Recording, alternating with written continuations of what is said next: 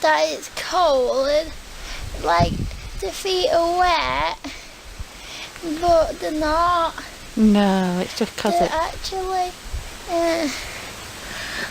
dry, but they feel wet. it's a bit energetic, all this snow running, isn't it? Hey? Shall we go back inside? You just forgot for a minute, didn't you? I like it here. I know, it's nice, isn't it? And it's not really cold. Well, Bethany, who's 20, has Kleine Levin Syndrome, a rare neurological condition, sometimes called Sleeping Beauty Syndrome, which affects fewer than 100 people in this country. That clip was from a home video taken last winter. Bethany's here with us alongside her mum, Janine. Hi to both of you. Hello. Bethany, what's it like listening back to that? It's strange. I don't normally listen to myself or watch myself because it's really hard to see myself like that. So tell us how this all started. Well, in 2010, when I was just started college, I had tonsillitis, and then a couple of weeks after that, I started getting really, really, really tired, exhausted. I was getting from college and had to go and have a nap. And then one day fell asleep and I started talking nonsense and Fell asleep on the sofa, and when I went to wake her, I couldn't wake her. And when I eventually got to stir, she was just babbling nonsense and hallucinating that spiders were on her. And it was at that point that I realised something seriously was wrong with her. It must have been terrifying for you. Yeah, it was pretty terrifying. We took her straight to A&E at that point. And did they have any idea what was going on? Not at that point. It took months for Beth to be diagnosed, but she was eventually transferred to the local neurological hospital, who ran test after test, but there is no test for Kleine Levin Syndrome.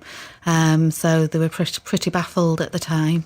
How long can you sleep for at one stretch? the longest episode I've had was 6 months, but hang on, but you weren't asleep for 6 months solid. I'll sleep for about 22 hours a day, but when I'm awake for the 2 hours or 4 hours a day, it's not like I'm awake, it's like I'm kind of sleepwalking almost. So what memory do you have of that period of your life? Hardly any.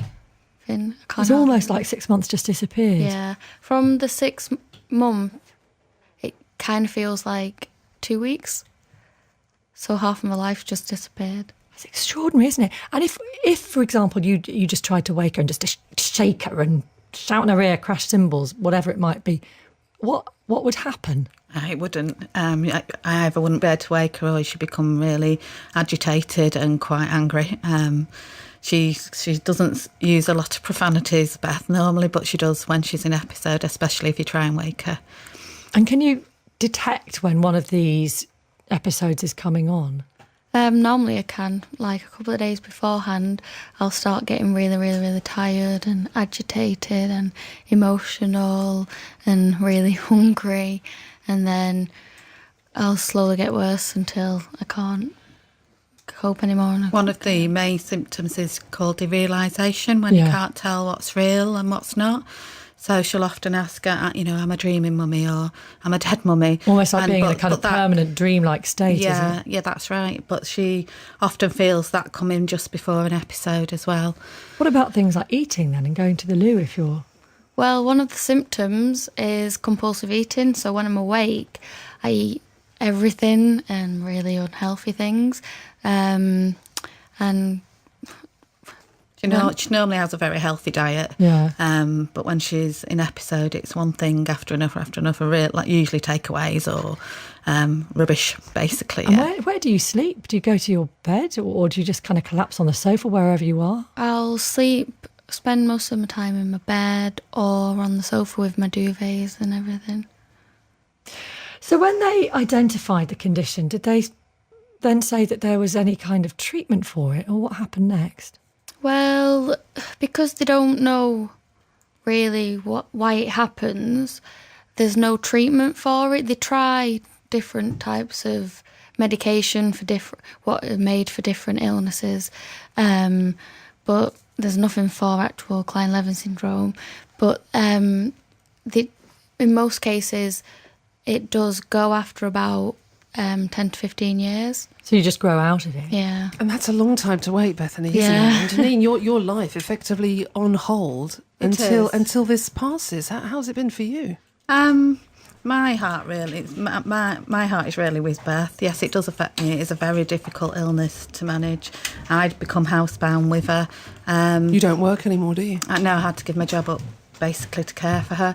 But she's my daughter, and it's I worry more about her and what she misses out on, because she misses out on an awful lot. It's bizarre because looking at you now, you know, you look fit and healthy and bright-eyed, and I think your boyfriend's very understanding, isn't he, of the condition. So what of the future then, just briefly?